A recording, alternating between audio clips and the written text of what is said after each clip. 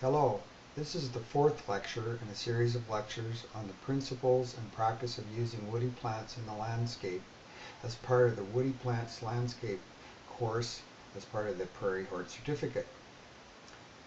Last time I began talking about the landscape design process and finished off talking about how to make an assessment plan, a way of describing or the existing landscape that you may already have. Today I want to talk about the whole idea of developing a concept plan for your landscape. So in terms of the concept plan idea, is it really defines very roughly the components of the space that you have and how you're going to use them.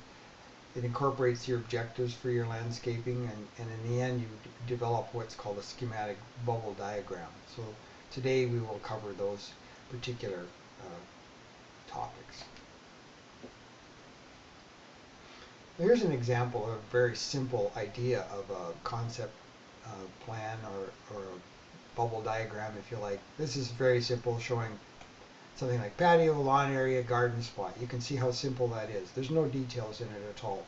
It's just the idea is to determine, sort of start to lay things out as to where you want them, if you will.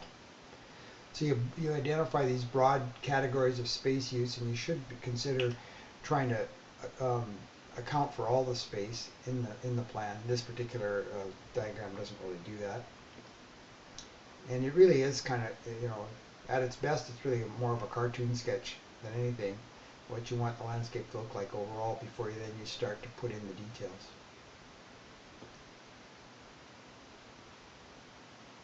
So let's take a look at an overview of a landscape now before we actually, before you actually create the even the bubble diagram or the concept. You should have some good ideas about how the overall idea of a yard is laid out and where are some of the major components. So there's three broad categories that are based on how you use the space. Basically what you have is, and you can see here, you have the public area at the front, the living area, somewhere usually in the back, and somewhere you have a service area. So basically you have the area at the front, the public area, is what you want the public to see when they drive or walk by. So you want it to look nice. You may not use it a lot, but you want it to be part of the attractiveness of your whole residence. Of course, the living area is a little bit different because this is where you're going to spend presumably most of your time when you are outside in the landscape, sitting on a deck or whatever it is you choose to do, as we discussed last time. And you need a service area of some kind. You need an area where you can store things, tools, firewood. You may have pets, that you might have a dog run, that kind of thing. So you do need some kind of an area set aside for this.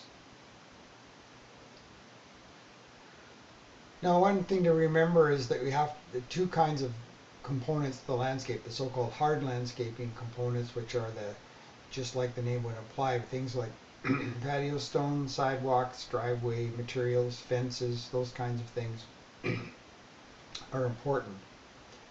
They are sometimes referred to as the backbone of the landscape. But then you have the plants, which are the soft components, and here we're talking about things like the way plants are assembled and how you put them out in assemblages, where you put them and how you put them in the landscape in general, the areas or the planted areas. And then we actually are going to talk a bit about principles of design, but that will be another day. Well, the most basic kind of assemblage of plants really is the specimen plant, which is assemblage of one. And that is usually shown with things like trees, as we'll see in a moment. When you're using shrubs in particular, it's often recommended that if you're going to use groups of shrubs, and you're not going to use a lot of them in one place, groups of 3 are often recommended. Now this particular picture shows maybe more, but if you use groups of 3, that's sort of a standard, but that's just something that is up to the individual. If you start to have larger groups and you don't have them a specified number, then we do what's called massing of plants, when you have a large mass of plants, such as you see with these lilacs, so you get quite a splash, say, of color or whatever characteristic or whatever design element you want to accentuate. And a special kind of massing might occur when you do something where it's actually like something like a row or a hedge, so that's a kind of a special kind of massing. So these are ways you can assemble plants in your landscape in general.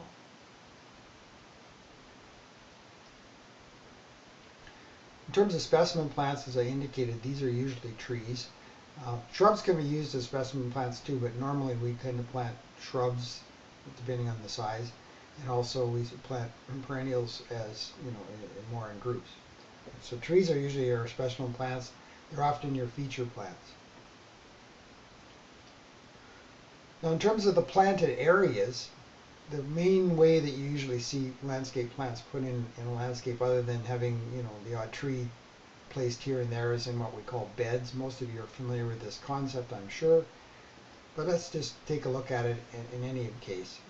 These are areas for growing plants other than when we think about things like turf or those kinds of things, when we have large tracts of single ground covers or turf.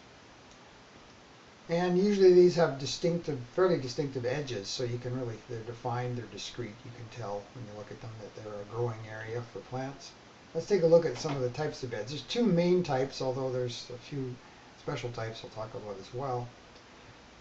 One of the main types is the so-called island bed. As you can see here, what it means is that you can view it, or it's surrounded by something, in this case turf, or it could be rocks, or it could be mulch, or whatever you want it to be, basically on all sides. So it creates, like the name implies, an island. This is actually was an interesting planting of golden spirea in McDonald's in Winnipeg. You can see they made it in the shape of an M. I do not know if it's still like this or still there. There is also what can be called the border bed, which is a bed that can usually along something like a fence or along a sidewalk or a driveway and that sort of thing. So it creates a bit of a border in its own right. Here's an example of a large island bed at the Niagara Falls Arboretum. It's so large that you can actually, in this case, there's even a pathway right through the middle of the bed. So this is a very large bed. Normally in our own residences, they don't look this large, but they can be useful in sort of public spaces too when you do large plantings like this. And as I already described the border bed, but you can see a good example of all these plants growing along the fence. Then you've got to start thinking about how you're going to place these plants in the bed, such things as, and we'll talk about those when we get to the principles of design, but you can already see sort of going from the low to the high at the back. But it's bordering along the lawn, and then the fence creates the other side of the border.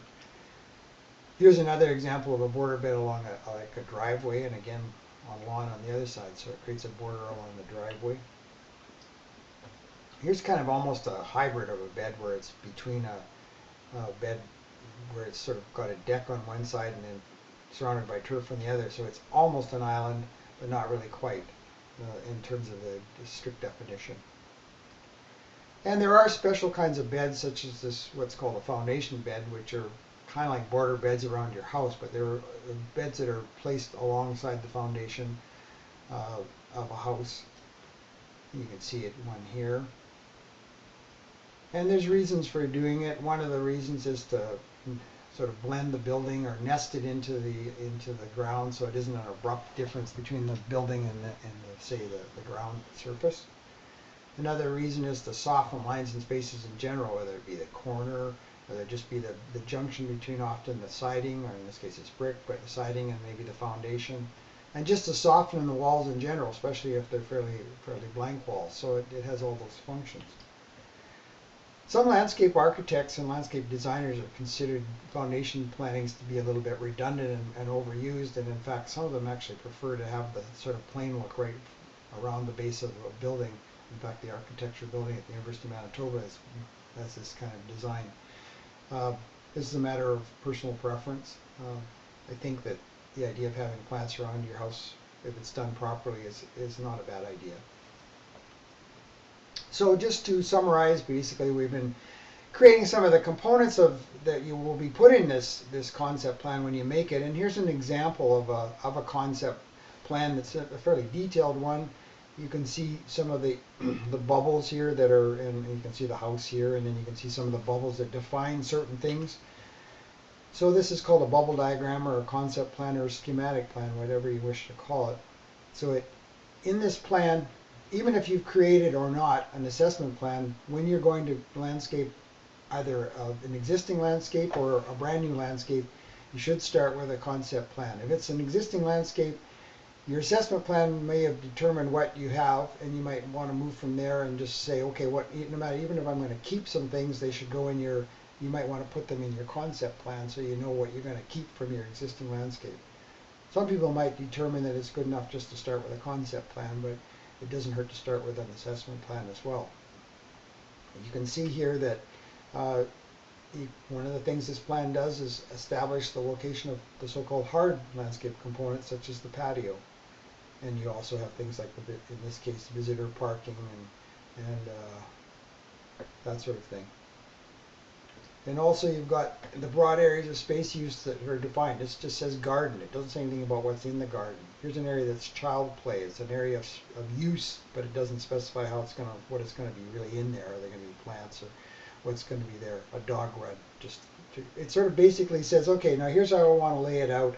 And from then on, once you've decided everything's in the right spot and about the right amount of space, then you can start getting more into detail. So in the next lecture, what we'll do is we'll move on to talk about the principles of design, which are very important to consider when you're landscaping with plants, and then we'll finish off just with a brief description of a detailed plan.